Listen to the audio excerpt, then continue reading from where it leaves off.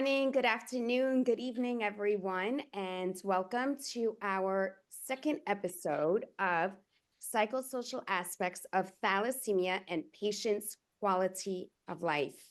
We have a very esteemed panel of patients, parents, and doctors, clinicians.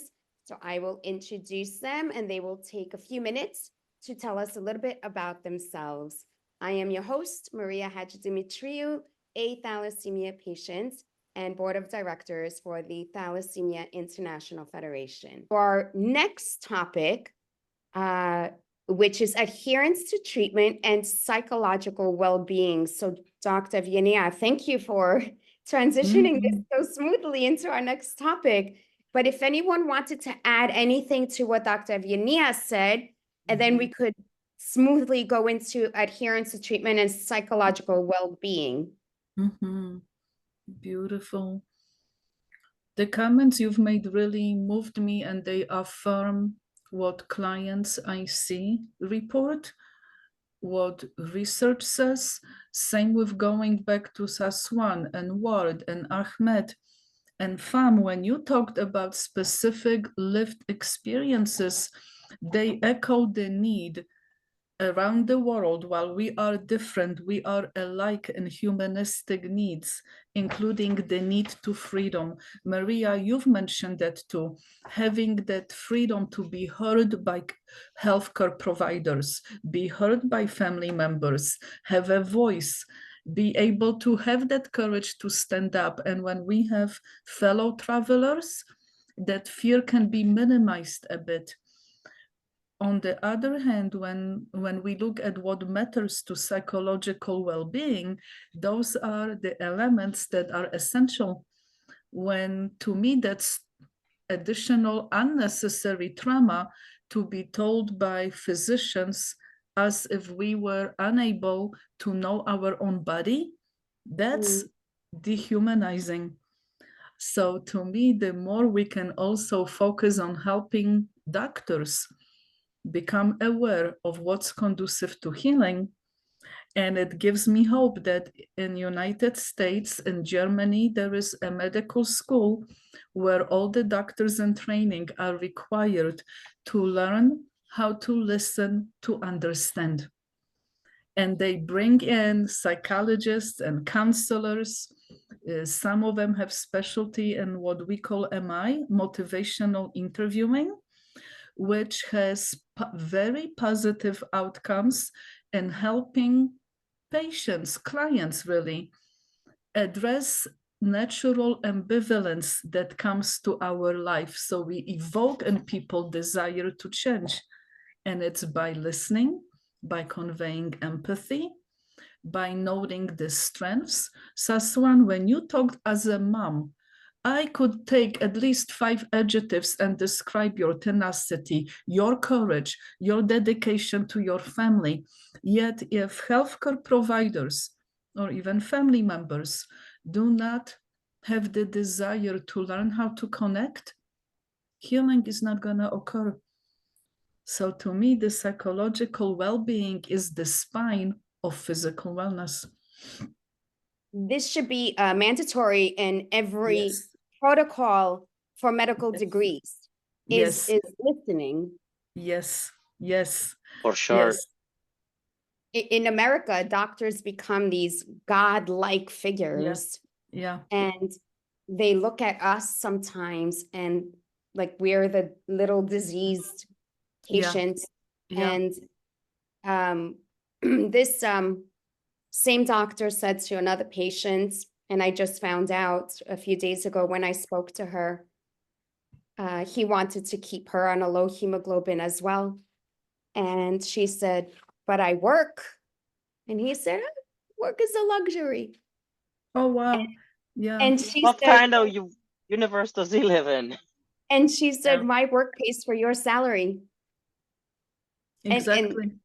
And so listening, empathy, these are the qualities a lot of medical doctors, when we think of the support system, our healthcare professionals are missing. Yes. So Definitely. How But do I we would, break I would add the they also need psychological support. Yes, stigma? Yes. Yes, they absolutely. do. Yes. Yes. And they grapple with similar issues. You know, shame on me. How could a patient be more knowledgeable in treatment than I did? How embarrassing to tell my colleagues that I increased the dose versus shifting that kind of mindset to I'm thankful my patients trust me to teach me what they need, and I will model to them openness to making sure that the patients are at the forefront, you know. Yeah. It is also true, and I don't know if you have noticed it, that our doctors have a harder job to do because we are chronic patients, which means that we know more about our disease very often, as Dr. Bokusia said, than they do. We are dealing with the disease longer than they are dealing. So we are very knowledgeable, and we are also not like the patient that has just received a diagnosis and are like, oh, doctor, tell me what to do, and are godifying doctor. Doctors are usually used to being gods or being seen as gods, and we do not see them as gods. So we challenge them, we ask them things, we have demands from them, and so on and so forth. So we are not easy patients in many ways. And this is why they resort to what your doctor said, Maria, I will fire you. I mean, what the heck? How can a doctor fire a patient? Yes. But apparently he was, he lost it. He was not able to really deal with your demand or the fact that you had an opinion. Yes. And Yes. very often patients do not have opinions. Yes. They just follow what the doctor says. And his own fear of accepting perhaps that he doesn't know everything and that it doesn't make him a bad doctor to listen to the patient. It would actually help him be so much better. Yes. Yes. I am just reading a question here from FAM, and I wanted to get a little bit more of a picture on how adherence to treatment is in Vietnam, because it's different. We're dealing with socioeconomic differences in Vietnam. How are the parents able to support their child's treatments? And is there government support? You mentioned bone marrow transplant as well in one of your questions, Fam. But there is no treatment facility, or the parents don't have enough money. Tell me, paint us a picture of how things are. In our countries, with the population about 96 million people in our country, and about 13% carrier of thalassemia genes. So that's a large patient in our country, a large number of patients in our country. But the current treatment by hematopoietic stem cells transplantation is available, but it's limited to a minority of the patient. Most of them will give treatment by blood transfusion and ion chelation. Just a small number of our patients was give stem cell transplantation. But I'm sorry, but because I do not do the research about stem cell transplantation, so I do not know detail of the difficult patient get, but mostly it's dependent on the facility of the hospital and the economic to power of them. Okay. Yes. Ahmed, in Saudi Arabia, I have a friend, and he came to on a business trip in New York, and we had lunch together, and I was asking questions about the hospitals and treatment centers, and is there enough awareness? And he said, if there's a family, one specific family that he gets transfused in this center, and they have 5 children with thalassemia. This was now 10 years ago when we had this conversation. So, you know, I understand your first child may have thalassemia and you've already, you know, conceived your second child, but then is there any awareness for doctors to say to that family, you both carry the gene? If you continue having children, then you're highly likely of having another thalassemia baby. Because this family had 5, and he said that most families come in with 3, 4, 5 children, all thalassemia.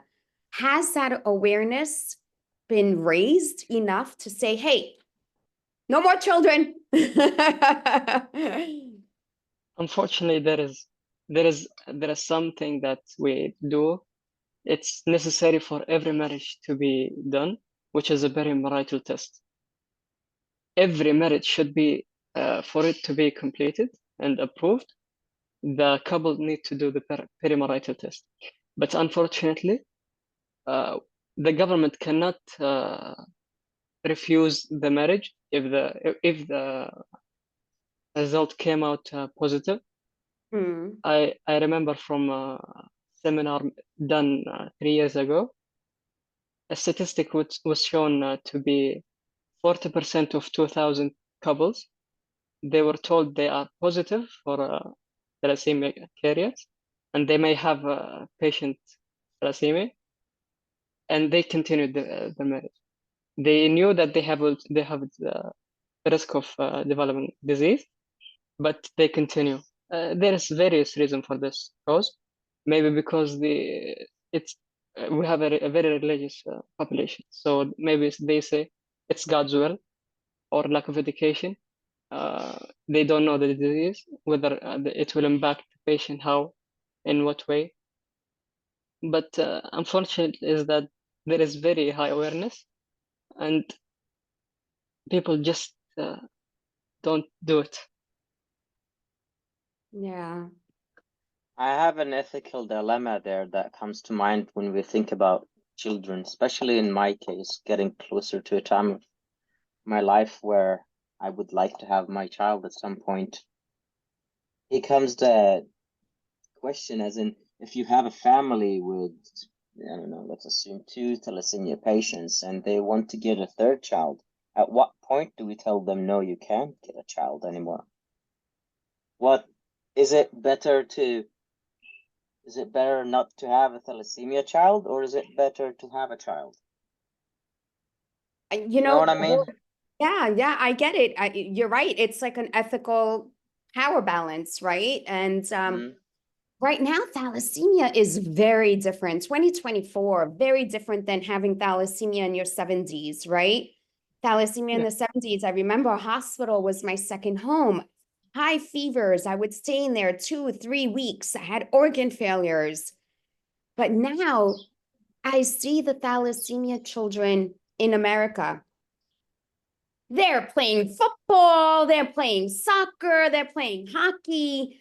I mean, they're runners. It's just amazing how the parents are pushing them. You're fine 100%. Go out there, achieve, get your trophies, study. But in the 70s, it was really hard. So, you know, I would say go for it. As long as your family dynamics can handle the emotional stress as well. It's not just financial stress, it's the emotional stress. Are you going to stand strong? So that depends on you as well, Ward. Are you going to stand strong? You know, my daughter, she's now 16. She is, let me just show you a picture of her. Healthy, she's a minor. how would it be if I accidentally found out that, you know, she's thalassemia major? It would be a million times harder on me as a thalassemia mom to have a thalassemia child as well. Yes, and that's one of my like eternal fears, that I know that we're in a time where technology is so advanced, we could pre-predict if the child is going to have thalassemia or not, or in what certain level, or but it's still a fear that lives inside of me, and it's like these issues that I grew up with. Sure, we could sugarcoat it, but I grew up with issues because of thalassemia. It made me the person who I am, and these challenges made me resilient to overcome different aspects of life. But would I want to put that weight on my child? Would I want to be able to take that risk? It's a Yes. question that I ask myself. There's no answer to it. I'm just thinking out loud. And I see that FAM had similar question to what Ward is saying, and that is in regards to IVF. Should couples who have the first thalassemia child do IVF for the next child? FAM, that's a very good question. Thank you for bringing it up. And it all depends. There's so many variables to that. It all depends on your spouse's support system and strength and resiliency as well. Can they handle a second thalassemia child? If, you know, it's too much, then we have a great option, and that option is called IVF. In our countries, a lot of future parents in our country chose to willing to sell their house to do IVF to get a normal baby or carrier children. Yeah, they really to sell their house to do that. Okay. Dr. Skurzik, you're nodding, so I know you have something wonderful to say about that. Oh, there you go. Thank you. I am so moved by that beautiful balance of weaving in research that's informed by human experiences.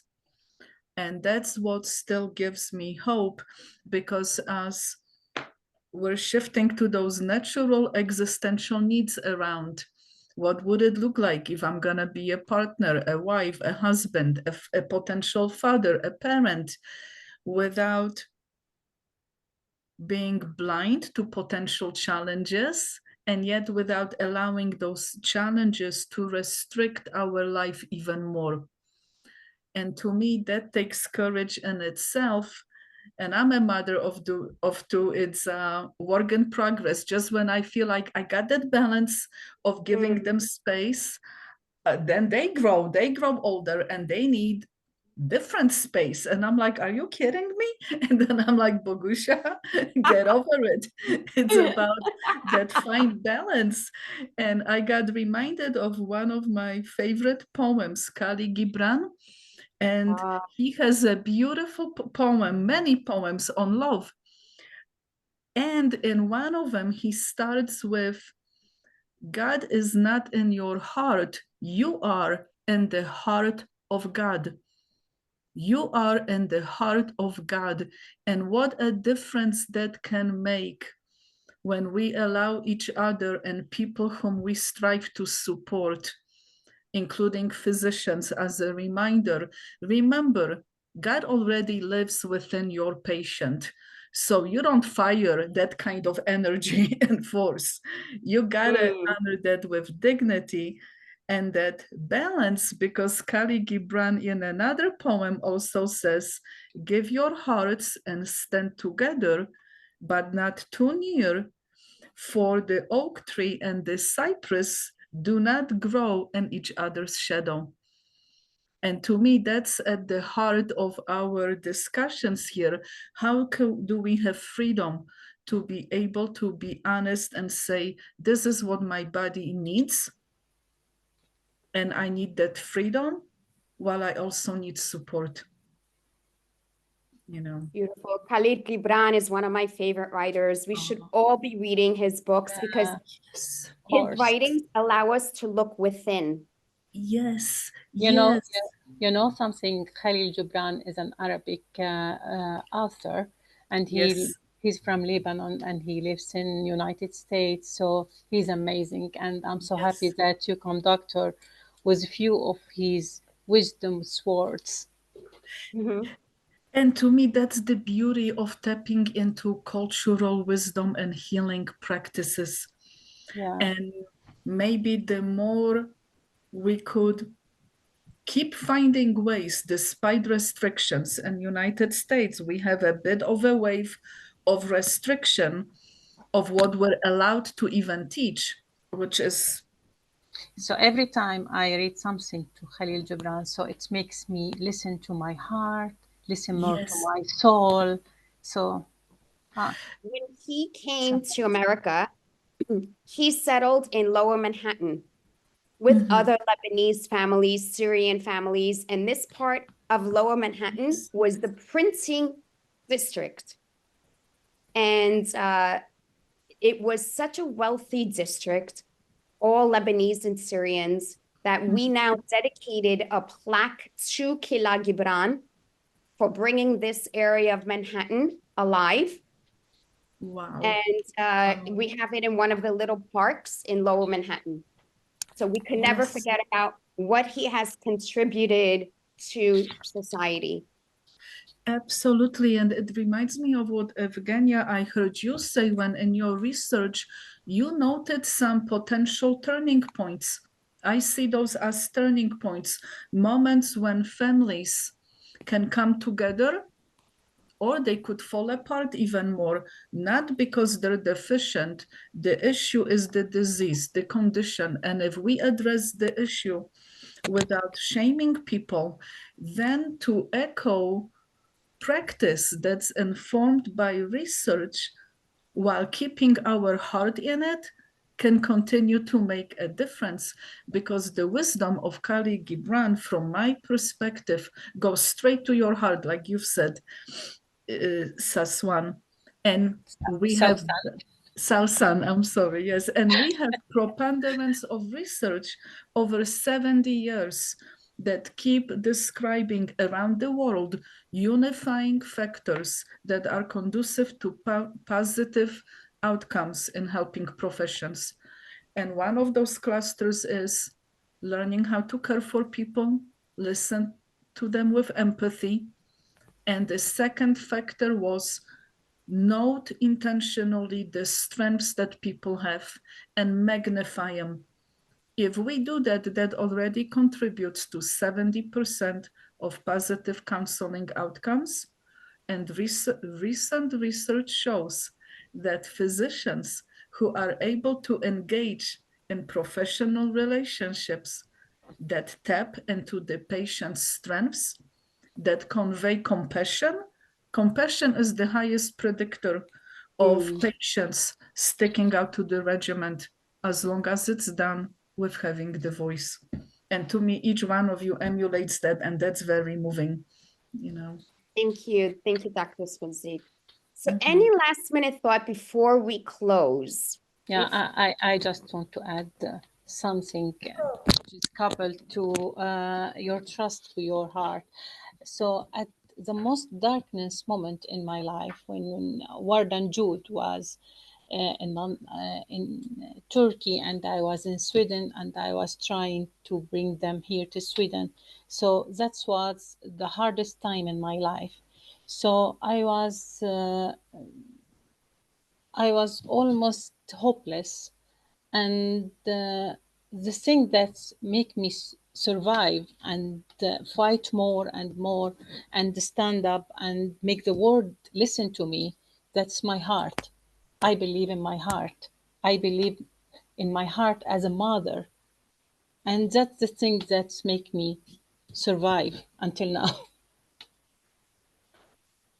I believe in your heart, Mom. Thank yes, you. I believe in your heart as well.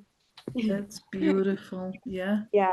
I mean, you've been through so much. And, if we think things are hopeless and things are getting darker and darker, let's lean to God as well, because he really doesn't give up on us. I've seen my journey and other thalassemia friends, warriors, just lean on to him and pray to him. He does answer prayers. And I just want to thank all of you for your insights, your journeys. I respect so much. And Thalassemia International Federation, especially, for putting this together. And thank you. Thank you. Oh, there's my doggie. Sorry about that. Oh my God. She's saying goodbye. One last thing, Maria, on adherence, which we used to call compliance, which is a bad word.